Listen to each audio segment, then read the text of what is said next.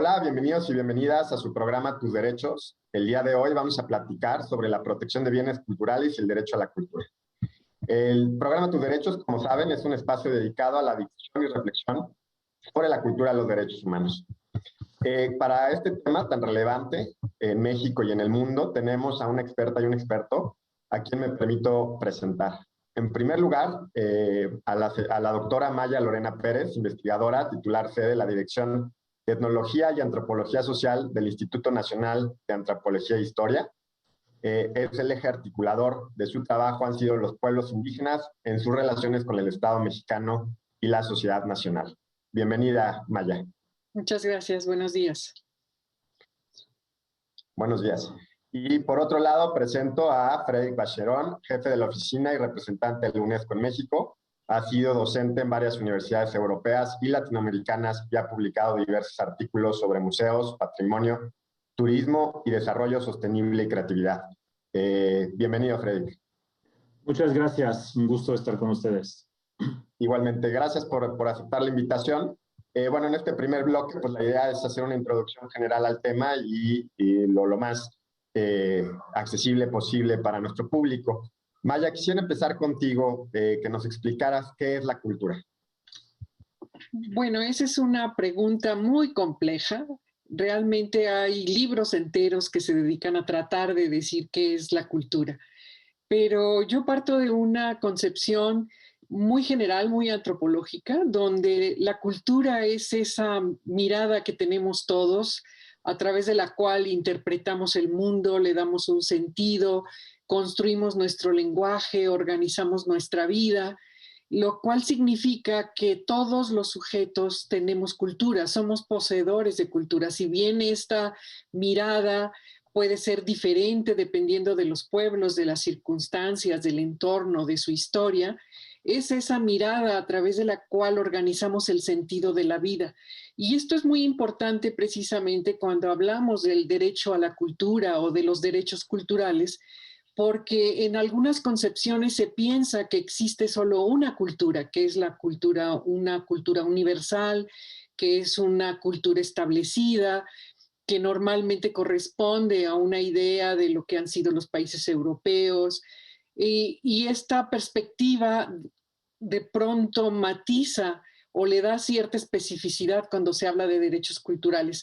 En mi caso, yo precisamente parto de la otra, de que no hay ningún sujeto sin cultura, de ahí que la problemática de los derechos culturales se complejiza al precisamente estar hablando de sociedades diversas que tienen diversas perspectivas de cómo ven, cómo interpretan, cómo sienten y cómo ven el mundo.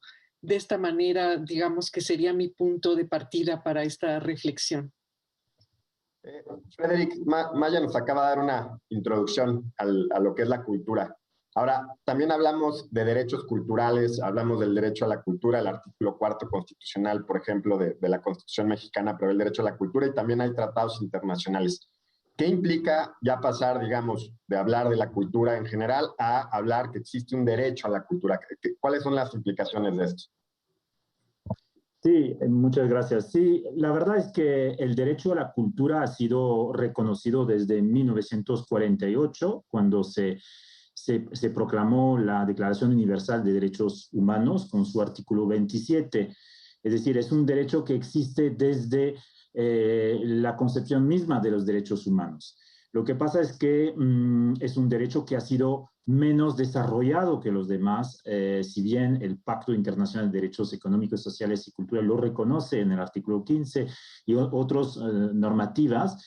Y es un derecho que identifica 4 grandes ámbitos: participar en la vida cultural, ¿no?, que es un derecho; la libertad para investigar, crear y gozar los beneficios del progreso científico; y por último, la protección de a los intereses morales o materiales por las obras que una persona o un grupo de personas produce. Entonces, el derecho a la cultura está muy vinculado al reconocimiento de la diversidad cultural. Y como lo decía Maya, las sociedades son más y más multiculturales, ¿no? Y en particular en México, ¿no? Entonces, el derecho a la cultura está incluido en otros derechos, ¿no?, como el derecho a la educación, por ejemplo. Es decir, para recibir una educación adecuada, hay que tomar en cuenta la identidad cultural, hay que tomar en cuenta la lengua, hay que tomar en cuenta también el derecho a la expresión, ¿no? Los artistas, por ejemplo, tienen una libertad de expresión artística, la libertad creativa es muy importante. Por eso, que no solo ubicar a la cultura en tal o cual derecho, conviene ser una lectura transversal también del papel de la cultura, que juega un papel muy importante para garantizar el ejercicio de los demás derechos. Y diría que la cultura es un derecho, y los derechos culturales, que habilita los demás derechos. Es un derecho habilitador, porque alguien que no puede hablar su lengua, obviamente se va a enfrentar a la violación de otros derechos. No tendrá acceso, a lo mejor, a una justicia correcta porque no tendrá la posibilidad de expresarse correctamente. Tendrá también obstáculos sobre su derecho a la salud, tendrá obstáculos sobre su derecho a la educación. Entonces yo creo que es muy importante vincular ese derecho a los demás derechos y decir que México ha ratificado todas las convenciones de UNESCO que hablan de esos derechos de la cultura, que son 6 convenciones que van del patrimonio mundial, que van del patrimonio inmaterial, que van también de luchar contra el tráfico ilícito de bienes culturales, que son finalmente que cubren toda la complejidad que decía Maya. La cultura ahora tiene una definición antropológica. No se trata solamente de las artes o las bellas artes, no se trata solamente de la literatura, sino también de la cosmovisión, de la visión que tienen las diferentes comunidades del mundo, de las expresiones inmateriales, de la gastronomía, de muchos aspectos de la vida cotidiana. Y esos derechos de la cotidianidad también son derechos que hay que respetar. Ahora, hay límites, ¿no? Hay límites a esos derechos. Es decir, en ese sentido, que uno no puede invocar la cultura para violar otros derechos también, ¿no? Es lo que se llama el relativismo cultural. Nadie puede invocar, y lo dice la Declaración Universal de UNESCO sobre Diversidad Cultural, la cultura para vulnerar derechos reconocidos por el derecho internacional. Diciendo, por ejemplo, que en un país, por ejemplo, no aplicamos los derechos humanos a ciertas categorías de personas, ¿no? Porque ellos no están reconocidas en nombre de la cultura, porque esas personas no forman parte de nuestra cultura. Eso es una exclusión, es un relativismo cultural que no es aceptable. Entonces, los derechos culturales no se pueden entender en el marco de los demás derechos humanos. Gracias, Frederick. Bueno, nos pones sobre la mesa muchos temas, también ya el tema de la interdependencia entre los derechos humanos, que es un tema que hemos tratado aquí también en otros programas, y volveremos sobre eso más adelante. Maya, nos diste una introducción a lo que es la cultura desde un punto de vista antropológico. ¿Cuál es la relación, para ahondar en el tema, entre las identidades individuales y colectivas, a veces de grupos, también grupos indígenas, con la cultura? Sí, ese también es otro gran tema, la relación entre identidad y cultura, porque muchas veces confundimos la identidad con la cultura y pensamos que, por ejemplo, tener una identidad se compone de un listado de elementos, por ejemplo, hablar una lengua, usar cierto tipo de ropa, comer, vestir, actuar, trabajar de cierta manera. Y entonces nos metemos en problemas porque ¿qué pasa cuando alguno de estos elementos cambia? Por ejemplo, cuando el vestido o cuando se pierde la lengua. Entonces aquí la pregunta es, ¿perdemos la lengua y perdemos la identidad?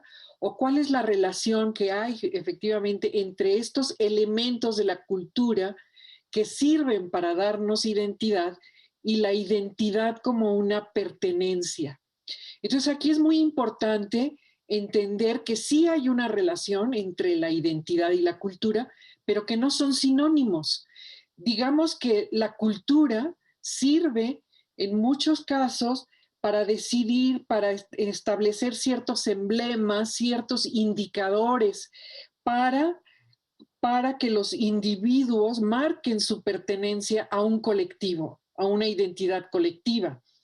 Pero puede cambiar la cultura y el grupo puede adaptar estos elementos de la cultura que se van transformando para que sean los nuevos indicadores o los nuevos parámetros de pertenencia a una colectividad. Entonces, de forma sencilla, podríamos decir que la identidad es aquello que da pertenencia a un colectivo, que es lo que hace que un individuo o un grupo diga yo soy de, pertenezco a, y que para esa pertenencia se utilizan elementos de la cultura, pero que son elementos de la cultura que pueden cambiar, que se van adecuando, que se van transformando a lo largo de la historia, y por eso estas concepciones donde la identidad se marca por un listado estático de elementos culturales se vuelve obsoleta, porque entonces vienen visiones muy, digamos, no solo estáticas, sino incluso milenaristas, que jalan hacia el pasado en lugar de utilizar el pasado y aquello que traemos desde el pasado para entender un presente y para ser capaces de transformar el futuro. De ahí entonces que tenemos que tener una mirada móvil tanto de las identidades como de la cultura, porque ambas se transforman permanentemente, tanto por una evolución de los propios pueblos, de los propios grupos, como por el contacto intercultural con otras sociedades, con procesos de aprendizaje, de adaptación, de transformación, incluso de innovación cultural. De ahí que la identidad y la cultura son móviles, permanentemente se transforman, y tenemos que tener esta mirada abierta para no construir jaulas que después no nos permiten comprender los procesos sociales e incluso de interacción con otras sociedades. Esto en términos muy sencillos, digamos. Gracias, Maya, muy interesante además la reflexión. Ahora podríamos andar también, por ejemplo, en esta relación que dices entre culturas también en un mismo país, y que mencionaba también Frederick sobre el multiculturalismo. Frederick, ¿nos podrías explicar, detallar, en qué consisten estos aspectos del derecho a la cultura? Por un lado, se entiende que los estados tienen una vertiente, digamos, negativa frente al derecho, digamos, de abstenerse, de respetar las culturas, pero también tienen una vertiente positiva o obligaciones de carácter positivo, de promoción, de generación de espacios culturales. ¿Nos puedes explicar en qué consisten estas dos vertientes del derecho a la cultura? Sí, bueno, no sé si los estados tienen una visión negativa, pero a veces no valoran suficientemente la importancia de la cultura, los derechos culturales para el bienestar común. Es decir, el tema de la cultura no es un lujo, el tema de la cultura no es entretenimiento. Y eso, los derechos culturales son fundamentales para la experiencia humana y esenciales para el ejercicio de los derechos humanos universales en general. Y entonces la cultura debe ocupar, y ahí a veces en las sociedades no lo ocupa suficientemente, un lugar central en el desarrollo sostenible. Y por ejemplo, hemos visto en la COVID-19 el papel que ha tenido la cultura para permitir que la gente puede ejercer sus derechos y también tener una resiliencia frente a la situación de crisis. Y de hecho, para citar un escritor que decía, si crees que los artistas son inútiles, intenta pasar la cuarentena sin música, sin libros, sin poemas, sin películas, sin cuadros, ¿no? No hemos dado cuenta en crisis la importancia de la cultura, pero cuando volvemos a la normalidad, finalmente olvidamos ese papel que ha jugado. A través de este ejemplo, yo digo, como dijo anteriormente, la cultura tiene un impacto muy fuerte en los demás derechos, ¿no? Yo en este ámbito es muy visible en cuestiones del acceso a la salud, de acceso a la justicia, incluso en la educación. Muchas veces ocurre que las instituciones dan acceso a determinados derechos con la condición del abandono de ciertas identidades culturales, ¿no? Eso no puede ser. Por ejemplo, acceder a la condición, acceder, como decía, a la justicia en lengua más hablada, pero en las demás lenguas que se hablan en el territorio, o recibir una educación que utiliza solamente referentes de otras culturas, y eso crea tensiones en las sociedades. Y yo te voy a dar otro ejemplo muy importante, ¿no? Hay una reflexión sobre la cultura del espacio público, por ejemplo. ¿Sabes la importancia del espacio público hoy día en la sociedad y la pérdida del espacio público? Y justamente es un tema porque el espacio público tiene que ver con los derechos culturales. La importancia del espacio público para el disfrute de los derechos humanos, en particular los derechos culturales, espacio público que se ven afectados por la inseguridad, por la pandemia, y sin embargo son fundamentales y hay que proporcionar acceso universal a zonas verdes, a espacio público. Viste la privatización, por ejemplo, de algunas playas, de algunos espacios que limitan los derechos de los demás. Entonces hay una gobernanza de los espacios públicos que tiene que ver con el reconocimiento de los derechos culturales. El espacio público debe ser inclusivo y no reflejar la dominación de un grupo sobre otro, ¿no? Y eso es importante, que las mujeres se sientan seguras en el espacio público. Es importante que las personas con discapacidad se sienten seguros o que tengan acceso a ese espacio público. Evitar que haya prácticas discriminatorias en los espacios públicos. También es relacionado a la orientación sexual, por ejemplo, la libertad artística, que los artistas se sienten también seguros en esos espacios, que la juventud. Y para tomar el ejemplo de los adolescentes, a veces los espacios públicos son los únicos lugares donde los adolescentes pueden tener sus actividades lúdicas o recreativas, y a veces hay una hostilidad con esos grupos, ¿no? Entonces hay que trabajar el derecho cultural ubicado en la sociedad. No es un derecho abstracto, es un derecho muy, muy concreto y tiene que ver que los derechos culturales además pueden fomentar esa convivencia que necesitamos a través de ferias callejeras, a través de desfiles, conciertos, mercados, espectáculos. La cultura tiene una idea del paisaje cultural que contribuye al bienestar de todos y fomentar también la libertad de expresión, el acceso a la cultura en general. Entonces, viste que a veces encasillamos la cultura en un mundo muy reducido, cuando la cultura impacta realmente muchos otros derechos y debería ser en el centro de cualquier proyecto de desarrollo local o nacional. Sin duda, Frederick. Y bueno, la relevancia de la relación ya nos ponías con otros derechos. Por ejemplo, que no exista violencia en las calles para poder disfrutar de la cultura que existe en nuestro país.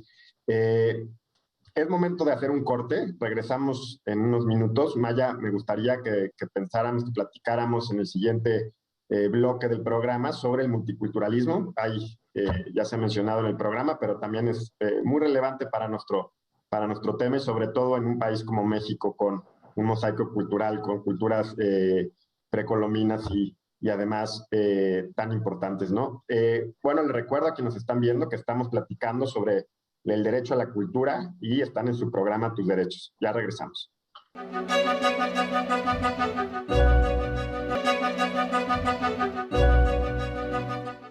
Ya estamos de regreso en su programa Tus Derechos. Les recuerdo que estamos platicando sobre el derecho a la cultura. En el primer bloque dimos una introducción general al tema y quisiera contigo, Maya, continuar la conversación. Mencionamos el tema del multiculturalismo y me gustaría que nos explicaras en qué consiste eso y por qué la relevancia para nuestro tema. Sí, multiculturalismo normalmente viene a ser una palabra compleja que tiene muchos significados y que se utiliza de muchas maneras. Entonces, dado esta diversidad de significados de la palabra, yo trataría de darle por lo menos tres con los significados que son los que se usan. Uno, cuando se habla de multiculturalismo como un hecho social, como un hecho que está en la realidad y que lo que significa es que en un lugar, en un territorio, en una ciudad, en una comunidad, existen personas con culturas e identidades diversas. Y entonces se dice, bueno, este país es multicultural porque en su territorio conviven poblaciones de diferentes orígenes históricos, culturales, que reivindican sus derechos a ser diferentes, a utilizar una lengua, una cultura, y digamos que esta sería una connotación de decir multicultural como hecho social, o sea, da cuenta de una realidad. Sin embargo, también multiculturalismo hace referencia a un deber ser de la sociedad, que significaría qué pasa cuando en un mismo territorio conviven personas diferentes y además hay desigualdades y hay asimetrías entre estas poblaciones, como pasa en México, como pasa con los migrantes, donde no todo el mundo tiene acceso a todos los derechos, ni a todos los servicios, ni a todos los beneficios de salud, como decía Frederick. Entonces, estamos hablando de que frente a una diversidad de poblaciones culturalmente diferentes, diversas, con historias diferentes, porque a un territorio están los pueblos que se consideran como pueblos originarios, pero luego están los que llegan después, que son las poblaciones migrantes, o los colonizadores, o los invasores, que configuran mosaicos de gran diversidad. Entonces se piensa que socialmente debe haber una política diferente para poder resolver estos asuntos de diversidad y desigualdad. Entonces, tenemos multiculturalismo como un hecho social, también tenemos lo multicultural como un deber ser, decir, vamos a generar políticas sociales, políticas de compensación, políticas de ejercicios de derechos que contribuyan a que esta población tan diversa tenga acceso a derechos similares y puedan desarrollarse con precisamente el derecho a su cultura propia, a mantenerse como diferentes, pero en condiciones de equidad social. Entonces ahí estamos hablando de un deber ser, como una utopía, como algo que esperamos que se pueda construir. Y después el tercer significado de la palabra sería cuando ya ese deber ser se construye como una política de Estado o como una política de los diversos estados, precisamente en instancias como puede ser la UNESCO, donde este deber ser se transforma en políticas, en acciones que tratan de dar esta equidad de derechos a poblaciones diversas. Creo que estas serían las tres significados que podríamos darle y que son de gran relevancia precisamente cuando hablamos de palabras como acceso a la cultura. ¿Realmente es acceso a una cultura o esto lo tendríamos que desdoblar y decir, el primer derecho sería que la gente tuviera el derecho a su propia cultura, a ejercerla, a vivirla, a desarrollarla, ¿no? Y después hay otros significados de derecho a la cultura como derechos a esta otra cultura que se considera como las bellas artes, como la cultura universal, como los beneficios de la ciencia. Pero entonces ahí tendríamos que ir desglosando qué significa derecho a la cultura. Si no, tendría que ser derecho a las culturas, que configuran un universo complejo precisamente de derechos vinculados para hacer real tanto el derecho a lo propio, a esta mi cultura, a mi lengua, a mi derecho a ser como soy, y desde ahí poder acceder a la comunicación y a la interacción con otras culturas y a otro tipo de derechos que son comunes a todos, a pesar de las diversidades de cultura peculiar para cada grupo. Gracias, Maya. Pues sumamente interesante tu intervención. Creo que además hasta como abogados, yo soy abogado, pero como abogados nos resulta a veces muy complejo entender y ha resultado fundamental, por ejemplo, para alguna decisión de la Suprema Corte cuando se prohibió en uno de los estados de la República las corridas de toros y se discutió esta distinción entre la cultura como hecho y la cultura como normativamente, como un deber ser, que es lo que protegía la Constitución en ese caso, ¿no? Y la Corte concluyó que pues no estaba, si bien podía ser parte de la cultura como hecho en alguno de los estados, no necesariamente tendrá que estar protegida como un deber normativo. Frederick, un tema importante para quienes nos ven es ¿qué es la UNESCO? ¿Cuáles son sus actividades en protección del derecho a la cultura? ¿Y quién mejor que tú para que nos expliques qué es lo que hace?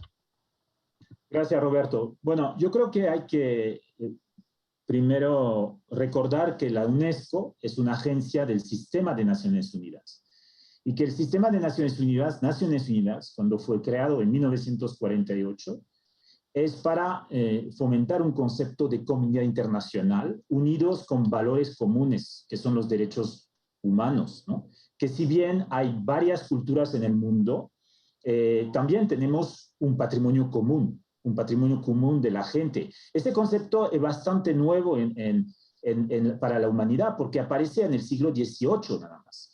Antes no existía el concepto abstracto del ser humano, ¿no? Existía los españoles, existían los ingleses, existían los mexicanos después de la independencia, existía muchos pueblos, pero no existía el ser humano. Entonces, a partir de ese concepto que está retomado por Naciones Unidas, hay un patrimonio común de la humanidad. Pero al mismo tiempo hay que respetar la diversidad cultural. Y la UNESCO es la única agencia del sistema que tiene en su mandato el mandato de la cultura. ¿Qué significa? Es cómo trabajar la unidad de la humanidad en la diversidad de sus culturas. Es todo el desafío. Y de hecho lo decía, hablaba muy bien Maya del multiculturalismo, pero existe la diversidad cultural como un hecho, no significa que haya pluralismo.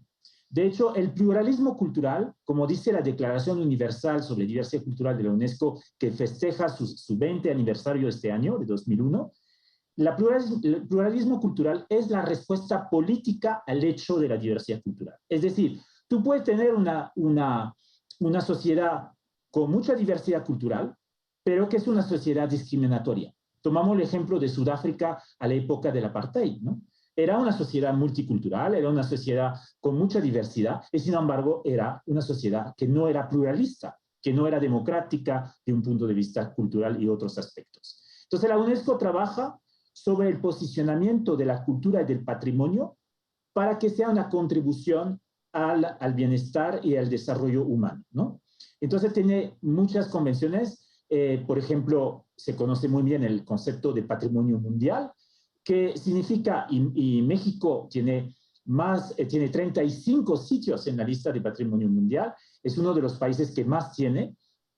¿Qué significa? Significa que ese patrimonio tiene un valor universal excepcional y que además de ser mexicano, es también de la humanidad. Hay una responsabilidad ante la comunidad internacional que México va a cuidar ese patrimonio por su valor universal excepcional.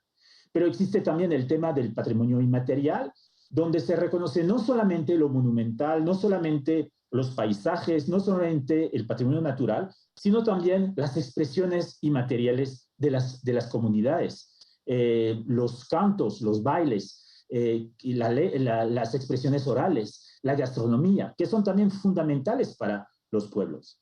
Existe también el patrimonio subacuático, que tiene una protección específica, donde hay que tener cuidado de no justamente extraer ese patrimonio debajo del agua, porque perdemos la memoria. Existe también memoria del mundo, que es como los archivos permiten conservar la memoria de una sociedad y entender lo que fuimos. Es muy importante. Existe también las expresiones creativas, ¿no? Cómo proteger también la cultura frente a la economía. La cultura no se puede considerar como una mercancía como otras, ¿no? A veces necesita una protección específica. No todo puede ser objeto de comercio en la cultura. Y eso hubo debate muy importante y hay una convención que considera que la cultura puede ser obviamente una fuente de desarrollo económico. De hecho, contribuye en México a más de 3% del PIB, por ejemplo, pero no es una mercancía como otra. Requiere una política específica, ¿no?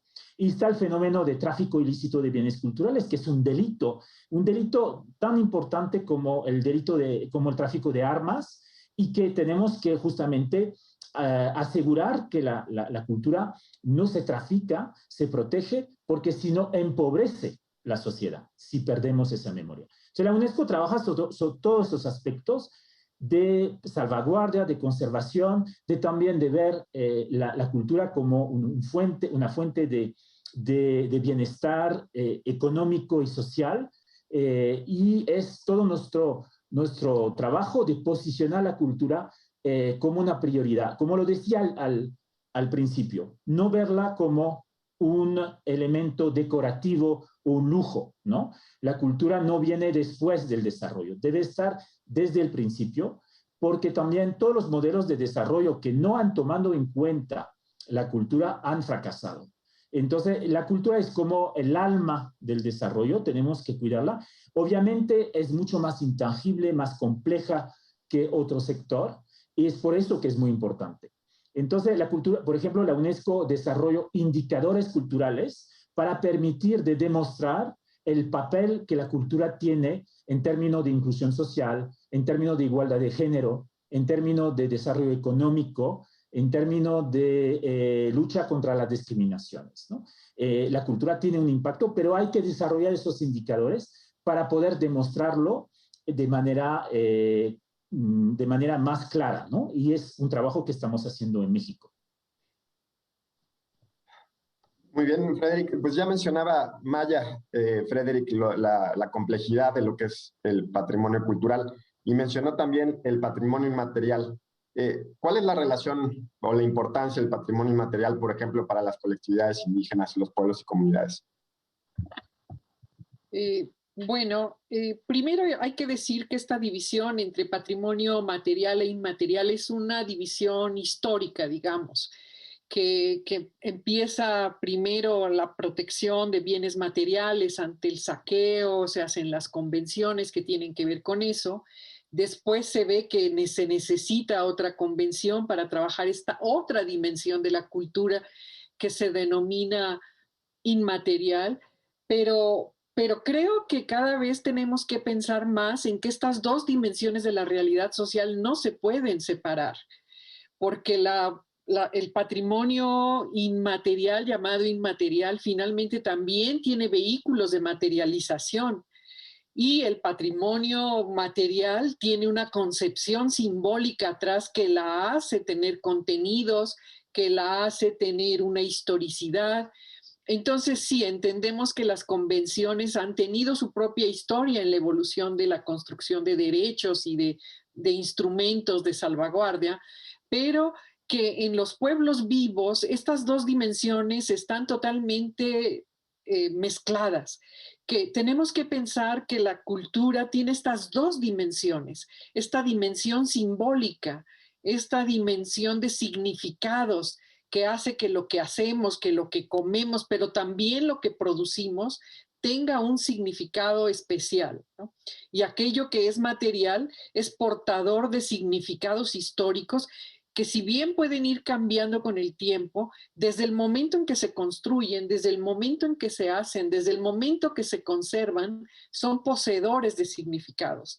Entonces, en los pueblos diversos que tenemos nosotros en México, el patrimonio inmaterial efectivamente juega un papel fundamental en términos de la construcción identitaria. O sea, son elementos muy visibles. O sea, si bien, como habíamos dicho al principio, la identidad se construye sobre un montón de elementos culturales que van siendo adoptados como rasgos distintivos, este llamado patrimonio inmaterial que se expresa en danzas, en artesanías, en ciertas formas de cocina, son muy visibles, ¿no? La medicina, son no solamente llamativas y visibles, sino son manejables por los grupos cuando se trata de mantener y demostrar que tienen una posición en el mundo, que tienen un derecho a ser, que tienen un derecho a expresarse con una identidad propia. Entonces, estos elementos denominados de patrimonio inmaterial se vuelven fundamental como indicadores, como emblemas de las identidades de los pueblos. Ahora, efectivamente, tienen el riesgo al ser tan llamativos y al no existir todavía legislaciones de derechos colectivos que las protejan, estos elementos de identidad inmaterial, de patrimonio inmaterial, pueden ser fácilmente explotables por otros grupos que no son los dueños de ese patrimonio. Un ejemplo lo tenemos, por ejemplo, en la Noche de Muertos. La Noche de Muertos, que fue un elemento que surge de pueblos prehispánicos con una dimensión cultural y simbólica muy propia, en un momento dado se vuelve de todos los mexicanos, ¿no? Y no solamente de aquellos portadores que lo recrearon, que le dan un significado especial. Y entonces se vuelve un elemento de todos y de nadie.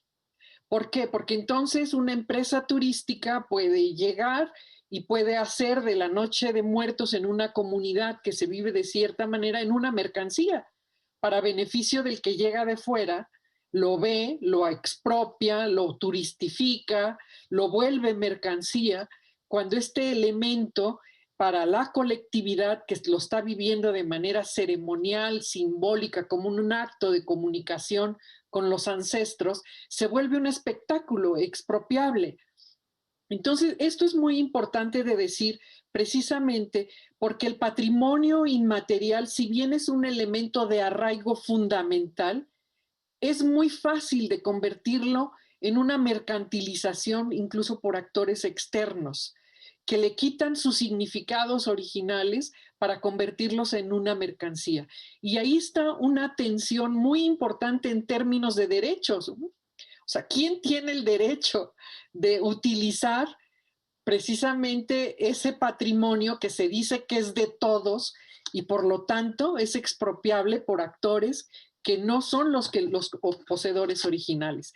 Y ahí es donde yo creo que sí tenemos que hacer una labor muy importante en términos de concordancia de derechos para poder construir derechos colectivos. Como yo decía hace rato, un derecho primordial tendría que ser el derecho a la cultura propia, pero también a tener la capacidad de decidir sobre ese derecho, sobre esa cultura y sobre esa identidad. Y que no sean actores externos los que actúan y deciden e imponen nuevos significados sobre una cultura propia, digamos.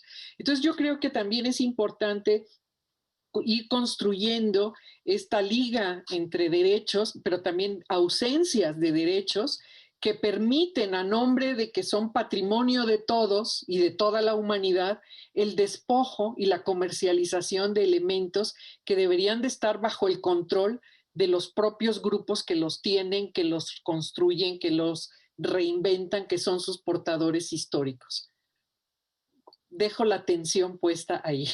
Muchas gracias, Maya. Interesantísimo tu comentario. Y vincularlo con también lo que ha dicho Frederick en una intervención pasada, la comercialización de la cultura y la privatización de la cultura y el riesgo y lo que implica eso, ¿no? Podemos ahondar en el siguiente bloque. Es momento de hacer un segundo corte. Les recuerdo a quienes nos ven que estamos platicando sobre el derecho a la cultura en su programa Tus Derechos. Ya regresamos.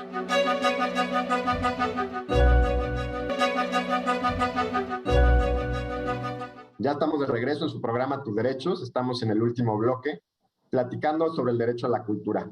Frederick, ya mencionaba Maya un tema importante, el uso, el usufructo, la propiedad del patrimonio de la humanidad. No sé si quisieras ahondar en este tema. Sí, gracias. Sí, es importante porque a veces hay una confusión entre que el patrimonio de la humanidad es otorgar la propiedad del patrimonio a la humanidad. No, no es eso, ¿no? No, hay que distinguir la noción de patrimonio de la noción de propiedad. Lo que significa el reconocimiento del patrimonio de la humanidad, que sea material, inmaterial, significa que la comunidad internacional va a apoyar el país para preservar su patrimonio y que es una responsabilidad del Estado ante la comunidad internacional para que lo preserve. Entonces, es una garantía muy fuerte porque de hecho los países quieren que se reconozca y quieren también tener cooperación para apoyar su salvaguardia. Y le voy a contar una anécdota que me pasó cuando trabajaba en mi vida interior en Argentina, que cuando fue reconocido el tango como patrimonio inmaterial de la humanidad, los milongueros con quien me había reunido me dijeron, pero la milonga no es de la humanidad, es nuestra, ¿no? Y entonces les expliqué que la verdad que justamente los portadores son los primeros, los portadores, en este caso los milongueros, los bailarines, los músicos, son lo que llamamos los portadores y tienen derechos. Y la Convención 2003, por la primera vez, esa Convención sobre el Patrimonio Inmaterial, da ese derecho a esas comunidades de poder justamente ser los primeros a dar el visto bueno o el acuerdo para que haya medidas de salvaguardia. Por ejemplo, si un gestor público o privado quiere vincular una expresión inmaterial a un proyecto de turismo, por ejemplo, bueno, no lo puede hacer sin consultar y sin la aprobación de esa comunidad. Jurídicamente fue un cambio enorme porque antes no había ninguna protección, no había, digamos, podíamos decir que éticamente no era correcto de hacerlo, pero jurídicamente no había un fundamento que lo podía impedir. Entonces hubo un salto muy importante, fue también importante para los antropólogos, porque a veces los pueblos indígenas decían, tenían relaciones tensas con los antropólogos. Entonces, el hecho del antropólogo desarrollaran carta de ética, protocolos importantes para que sea una cooperación y que no sea solamente para el aprovechamiento científico de publicación de artículos o de obras, ¿no?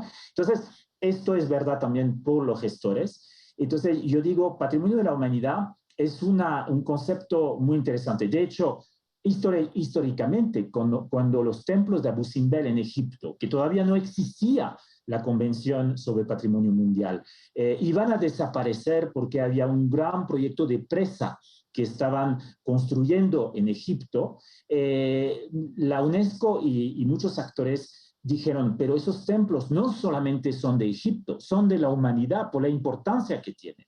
Y por eso necesitamos hacer una gran campaña para salvaguardar esos templos. Y es ese concepto que ha permitido justamente salvar esos templos de las presas, ¿no? Que el gobierno egipcio de la época lo entendió y colaboró, y millones de dólares fueron movilizados en el mundo entero para permitir justamente salvar esos templos y que no sean bajo el agua, y que hubiera sido una gran pérdida, no solamente para Egipto, pero para toda la humanidad.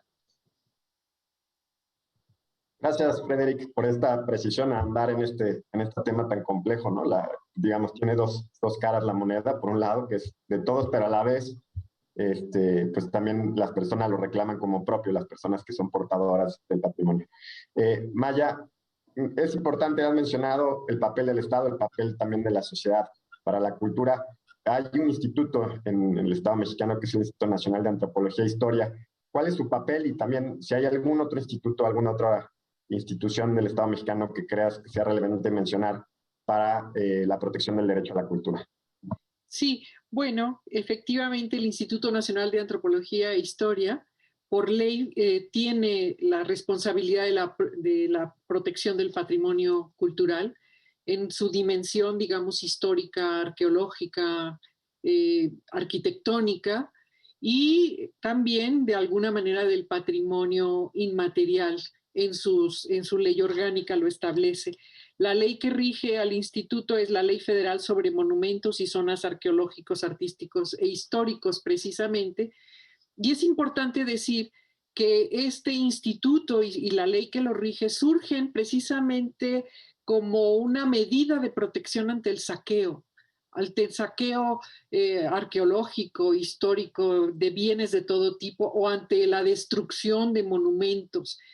Antes de esta ley, uno es posible que lea las crónicas de los viajeros, por ejemplo, que llegaban a México y se llevaban en barcos dinteles de pirámides, joyas, vasijas, o sea, un tráfico intensísimo de bienes culturales. Y en México se hace esta ley federal con miras precisamente a construir una institución que proteja, que regule. Y aquí yo quiero retomar la noción de salvaguardia de la UNESCO, porque es muy importante, ¿no? Ayuda a comprender lo que es la misión también del Instituto Nacional de Antropología e Historia, porque no es solamente la protección de un monumento, sino la salvaguardia comprende también todas las labores de investigación, todas las labores de difusión, todas las labores de hacer conciencia en la sociedad de un bien histórico, de un bien arqueológico, de un bien monumental.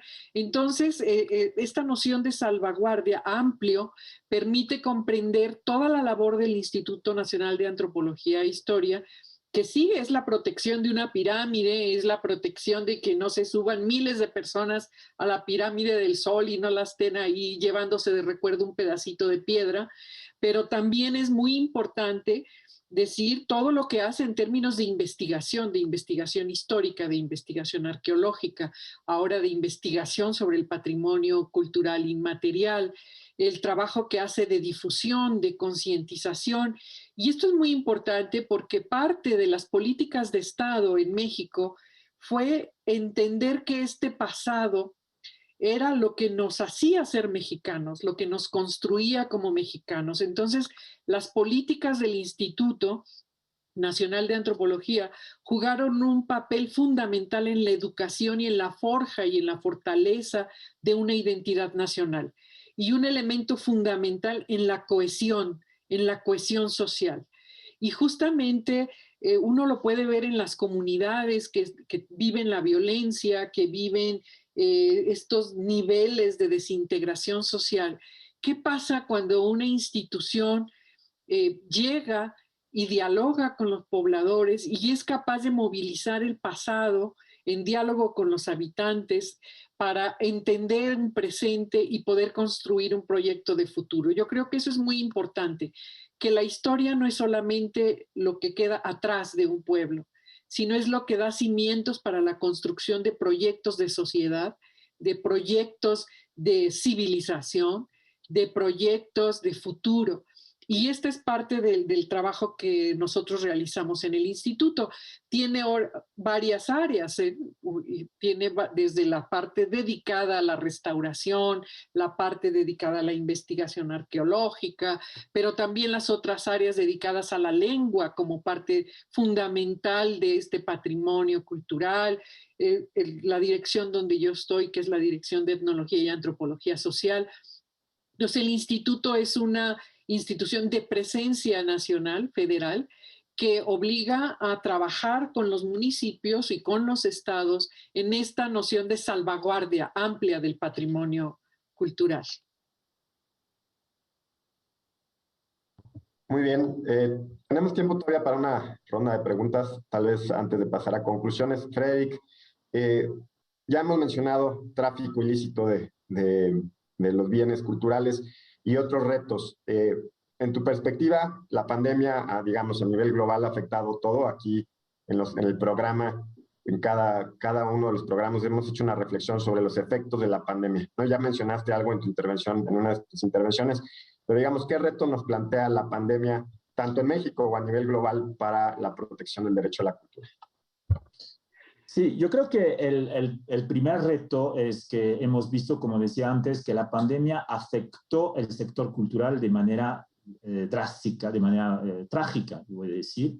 Y sin embargo, hemos visto que lo necesitamos más que nunca. Entonces, es una primera contradicción, ¿no? Entonces, es una contradicción y es un reto. ¿Cómo apoyar el sector cultural?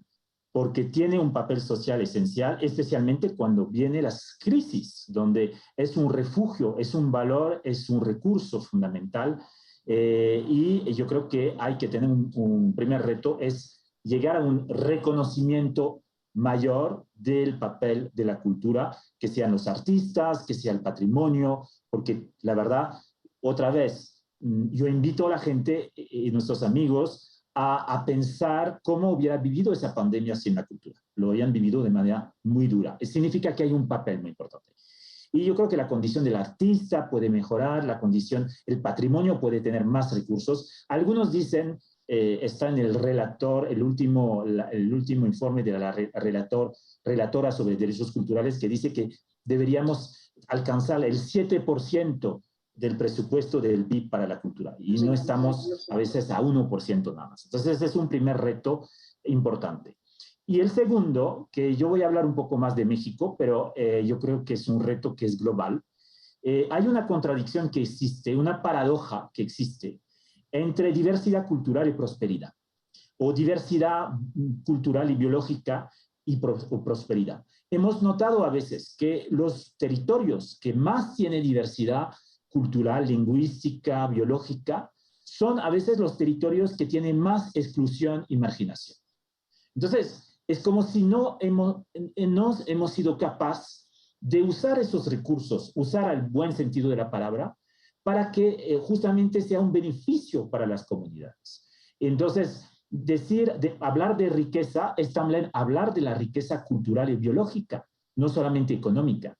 Y vemos que algunos territorios, en México, pero también en el mundo, tuvieron un crecimiento económico muy importante, pero no tuvieron un crecimiento de desarrollo sostenible y menos un crecimiento cultural. O no hemos visto que se ha protegido el medio ambiente y la diversidad biológica de manera satisfactoria.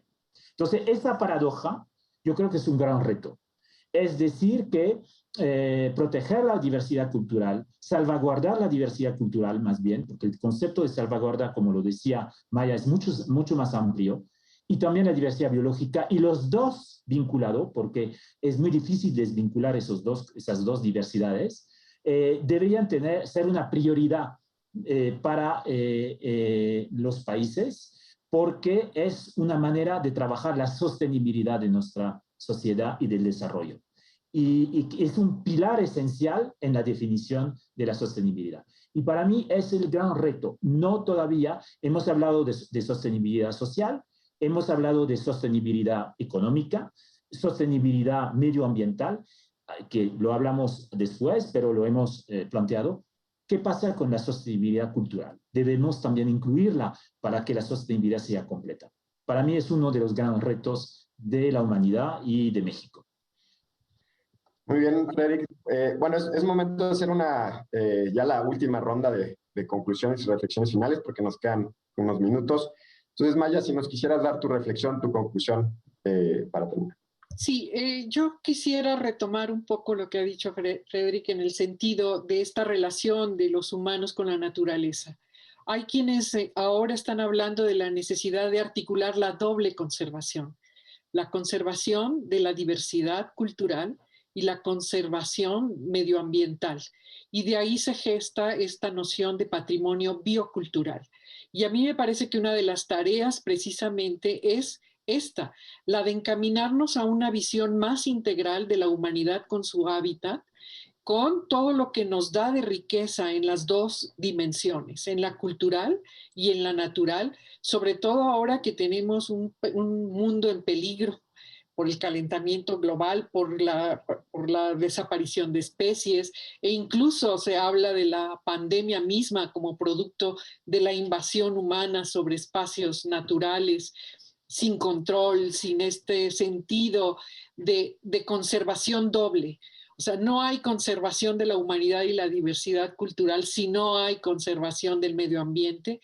Y el medio ambiente ahora está tan ligado a la humanidad que tendrían que ir juntos. Y me parece que aquí, aprovechando que está presente la UNESCO, tendríamos que trabajar más en unas nociones más integrales de patrimonio, precisamente en el impulso de políticas públicas, no solamente para unificar las dos dimensiones del patrimonio material e inmaterial en políticas mucho más integrales, sino agregando el elemento de la biodiversidad. Entonces es patrimonio biocultural.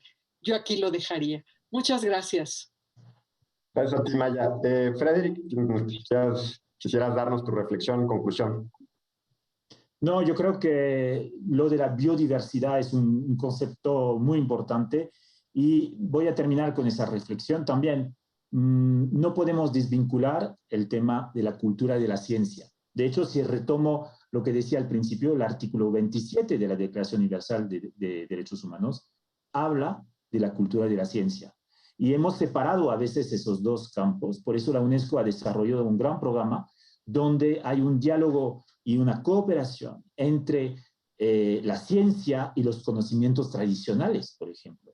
Tomar en cuenta que la biodiversidad es tomar en cuenta también el conocimiento no solamente de la ciencia estricto sensu, pero de todos esos conocimientos tradicionales que tienen, en particular en México, los pueblos indígenas, que han sido marginados a veces de un punto de vista científico y que tenemos que reintegrar en nuestra reflexión sobre justamente esa relación entre ciencia y cultura, entre biodiversidad que menciona Maya, que es un concepto que de hecho México ha posicionado muy bien y que tenemos que apoyar con todos nuestros esfuerzos, porque es ver realmente una visión mucho más holística de la respuesta que podemos dar a nuestros desafíos, que no podemos más dar una respuesta por sector, ¿no? La cultura es transversal y la cultura también tiene que dialogar con la ciencia. Gracias. Pues bueno, hemos llegado al final de nuestro programa. Les agradezco mucho su participación. Es un honor que hayan aceptado la invitación. Fue un programa muy rico en discusión, en contenido. Y bueno, los invitamos a quienes nos ven a su próximo programa En Tus Derechos. Recuerden que se transmite los viernes a las 9 de la mañana por Justicia TV. Y recordarles también que es una coproducción con la Oficina de la Alta Comisionada de las Naciones Unidas para los Derechos Humanos. Hasta la próxima.